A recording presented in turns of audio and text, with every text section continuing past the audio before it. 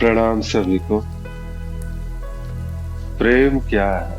कैसे समझा जाए इस प्रेम को? और कैसे ढूंढूं कि ये प्रेम मुझे मिल जाए? बड़ा सुंदर सा विषय है। जब ये विषय सामने आता है तो ऐसा लगता है कि मैं कुछ प्रयास कर लूंगा, मैं कुछ ढूंढने निकलूंगा और मुझे प्रेम मिल जाएगा। पूरे जीवन हमने यही तो किया है। बचपन से लेके आज तक हमने क्या ढूंढा है? प्रेम को ही तो ढूंढा है। एक बच्चा जब जन्म लेता है इस संसार में और तरह तरह से जो है ना वो चेष्टाएं करता है, माता पिता के साथ में खेलते हुए, भाई बहनों के साथ खेलते हुए, संसारिक जो भी दिखते हैं उनके साथ कुछ ना कुछ जो है वो क्रीड़ाएं करनी शुरू करता है। तो इन सब के पीछे का कारण क्या है? वो प्रेम ही तो है। वो प्रेम पाना चाहता है अलग अलग प्रकार से, अलग अलग स्वरूप में। जो भी यहाँ पर आसपास में लोग हैं, उन सब से प्रेम पाने की ये चेष्टा होती है, ये प्रयास होता है कि ये प्रेम मुझे मिल जाए। फिर धीरे धीरे बड़ा होता है। बड़ा होते ही परीक्षा में मुझे अव्वल आना है। क्यों आना है ये अव्वल? क्योंकि इससे संसार में उसे प्रेम मिलेगा, गुरुजनों का प्रेम मिलेगा, इस विद्यालय में प्रेम मिलेगा। जहां भी रहेगा वो उसको, वो प्रेम जो है उससे भिन्न नहीं रहेगा, उसको प्रेम मिलता रहेगा। थोड़ा थोड़ा और बड़ा होता है अपनी यात्रा में, जीवन यात्रा में। अब प्रेमी प्रेमिका वाली बात आ गई यहाँ पे। तो ये भी एक तरह से कभी कभार ऐसा भी होता है, दोस्तों के बीच में रौब जमाने के लिए भी होता है। कभी ऐसा भी है कि वास्तविक वो प्रेम ऐसा लगता है कि मेरे लिए जो मेरी प्रेमिका है, मेरा जो प्रेम है, यही सर्वस्व है। और यहाँ पर जो है वो प्रेम देना जिसको कहते हैं, प्रेम का जो प्रथम प्रेम का जो आदान प्रदान है वो वहां पे घटित होता है। वो एक तरफा प्रेम जिसे कहते हैं, बहुत सारे प्रेमी जहाँ कहते हैं कि यहाँ पर बस एक एक तरफा प्रेम सा है कुछ। तो ये क्या है? ये प्रेम देने की पराकाष्ठा है कि आपके पास कुछ नहीं है प्रेम के अतिरिक्त देने के लिए भी। तो यही है वो तरीका जो एक तरफा प्रेम के रूप में आती है। तो कभी अगर वो प्रेम मिल जाए तो फिर उसका आनंद है, प्रेम में होने का आनंद। तो ये सारा का सारा जो जीवन का जो कार्यक्रम चल रहा है ना, ये फिर इसके बाद अगर कहते हैं विवाह होता है, विवाह में भी वही बात, वासनाओं में भी उस प्रेम को ढूंढा जाता है। फिर कभी आपके बच्चे होंगे, आप पिता बने, माता बने, तो वहां भी उस स्वरूप में भी उस प्रेम को पाने का प्रयास किया गया। ये रचना, जो सुंदर सी रचना आई यहाँ पर, तो उस रचना के पीछे का कारण भी तो प्रेम था। जो कुछ भी अभी हुआ, जो कुछ भी आपने देखा अभी से, और जो कुछ भी आपने किया है अभी तक, बस इस प्रेम के लिए ही किया गया है। इस प्रेम को पाने का प्रयास, इस प्रेम को ढूंढा गया, इस प्रेम को बस कि कैसे भी मिल जाए। फिर आपको पता चलता है एक क्षण में कि कहीं कुछ है ऐसा जो आध्यात्मिक भी है, जो ऐसा प्रेम है, इस प्रेम को अगर पा लिया तो फिर जीवन की नैया पार हो जाएगी। और फिर आती है जीवन में आध्यात्मिकता का प्रवेश आपके। अगरबत्तियों से वो शुरू होता है वो प्रेम, और जैसे कहते हैं ना कि घर में अगर आप ठाकुर को बुलाओ, ठाकुर को स्थापना करो, शुरुआत तो बस एक सामान्य जो है वो प्रक्रिया से होती है। लेकिन ये ठाकुर जो है वो स्वयं अपनी सेवा करवाने लगते हैं। उनकी लीलाएं भी अपरंपार है।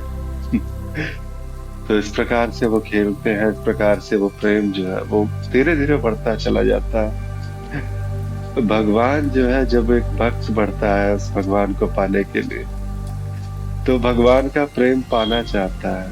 भगवान का प्रेम ऐसा लगे कि उससे बस ये प्रेम ही है, इस प्रेम के अतिरिक्त कुछ और नहीं चाहिए। लेकिन कहते हैं ना, प्रेम गली अति साकेरी, जामे दो न समाए। तो दो तो यहाँ तुम बचोगे नहीं। अगर तुम्हारी चाह रही है प्रेम को पाने की, तुम्हारी इच्छा रही है, तो बिल्कुल ये प्रयास करो, बिल्कुल वहां जाने की चेष्टा करो। लेकिन इतना जान लो, तुम बचोगे नहीं। द्वैत का पूरी तरह से मिट जाना ही प्रेम है। तुम्हारा मिट जाना ही प्रेम हो जाना है। जहां तुम प्रभु को पाने में, उससे अंतिम बात में, वो जो कहते हैं ना कि जैसे ही जिस क्षण ये प्रेम घटित हुआ, उसी क्षण तुम विलीन हो जाओगे, तुम बचोगे नहीं वहां पर। उस जीव में और उस शिव में कोई भेद न रहेगा। जो शिव को पाने की यात्रा पर निकला था, जो उस प्रेम पाना चाहता था, उसमें और इस जीव में कोई भेद न रहेगा। अंत बात बिल्कुल वही होती है। तो इसीलिए एक सावधानी के लिए पहले से बता दिया जाता है कि देखो ऐसा सही है कुछ। प्रेम मिलेगा कहाँ अगर ढूंढे तो यहाँ पर भी एक दोहा आता है ना, कस्तूरी कुंडल बसे मृग ढूंढे वन माही, ऐसे घटी घटी राम है दुनिया देखे नाही। तो कस्तूरी जिसकी तलाश कर रहे हो, वो वास्तव में क्या है? तुम्हारी नाभि में तो बसा है, तुम्हारे ही उस कुंडल में ही तो बसा है, लेकिन वन में ढूंढ रहे हो उसे, इधर उधर ढूंढ रहे हो। माया में, विषय भोगों में ढूंढा जा रहा है इसे। जैसे घट घट में राम व्याप्त है, लेकिन हम कहाँ हैं? हम ढूंढते फिर रहे हैं, इधर मिल जाए उधर मिल जाए। ये सारा का सारा प्रयास भी एक प्रकार से प्रेम की अभिव्यक्ति है। वो सारा का सारा जो चेष्टा है, जो अब आप कर रहे हैं भगवान को पाने की, वो सब का सब कहीं ना कहीं वो प्रेम की ही अभिव्यक्ति है, जिस प्रकार से सुंदर तरीके से व्यक्त हो रही है। तो ये भी उतना ही पूर्ण है, उतना ही सुंदर है, जितने की सामान्य अन्य बातें। तो ये प्रेम करना चाहिए, ये प्रेम करके देखना चाहिए। अलग अलग मार्गों में प्रेम की व्याख्या है, अलग अलग व्यक्तियों के लिए प्रेम की अलग व्याख्या हो सकती है।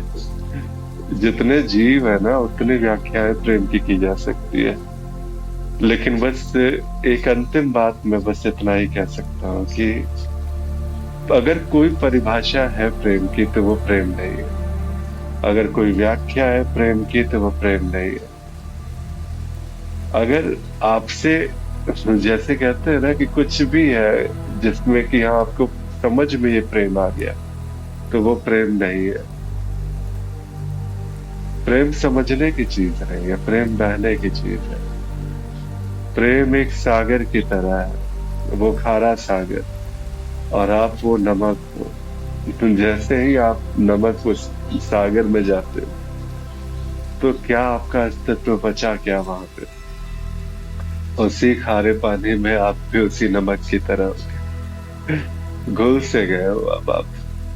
तो बस यही है बात कि ये प्रेम कुछ ऐसा सा प्रेम है जहां पर संपूर्णता से, बिल्कुल ही जैसे कहते हैं कि कोई चेष्टा नहीं, बिना किसी प्रयास के आपका घुल जाना, तो आपके अस्तित्व की आहुति ही प्रेम को प्रकट करता है। आपका जो भी परिभाषाएं थी, जो भी पकड़ थी, उसका छूटना ही प्रेम का आरंभ है। छोड़ दो ना एक बार, जब आगे इस प्रेम को पाना चाहते हो, वास्तविक प्रेम को। इस सांसारिक प्रेम और आध्यात्मिक प्रेम में भिन्नता क्या रहेगी यहाँ पर अगर देखा जाए तो? सिर्फ इतना कहा जा सकता है कि जो संसारिक प्रेम है, वो तुम्हें संसार में लिप्त कराएगा, इस माया में, इस आवागमन के चक्र में बांधे रहेगा। और ये आध्यात्मिक प्रेम जैसी बात होती है, ये तुम्हें इस चक्र से मुक्त करा सकता है। ये तुम्हें अभी इसी क्षण वो आनंद, वो ठहराव, वो मुक्ति वाली बात जो है, वो कहीं और, कहीं किसी लोक में मिलेगी नहीं। किसी अन्य लोकों में जाके तुम मुक्त हो गए, ऐसा संभव नहीं है। यही हो तुम मुक्त, इसी क्षण हो तुम मुक्त, इसी वक्त हो तुम मुक्त। इसके अतिरिक्त अब कोई दूसरी बात नहीं है। तुम्हारा जो अस्तित्व है, तुम्हारा जो कुछ भी पकड़ है, वो सब बस यहीं पर समाप्त हो जानी। और जब सब समाप्त तब प्रेम प्रकट है। कभी कभार ये गुरु के रूप में भी प्रेम आता है जीवन में। और गुरु आप नहीं ढूंढते हैं, गुरु ढूंढते हैं आपको। शुरुआत में लगेगा कि आपने ढूंढा है, लेकिन अंततः जो है ये आपको स्पष्ट होगा कि गुरु ने ही आपको ढूंढा था। तो वो भी एक तरीका है। आइए आध्यात्मिक प्रेम के मार्ग पर निर्वाण धाम में हम साथ में एक सफर आगे बढ़ाते हैं। उस प्रेम को ढूंढने का प्रयास हम दोनों करेंगे। मैं तो बस इतना ही कहूंगा। ठीक है, तो फिर ज्यादा नहीं कहते हैं प्रेम पे। प्रेम पे कुछ भी ज्यादा कहो तो फिर ऐसा लगता है वो बात कहीं अधूरी सी रह जाती है। इसीलिए कुछ बात मैं पूरी करूं, कुछ बात आप पूरी करो।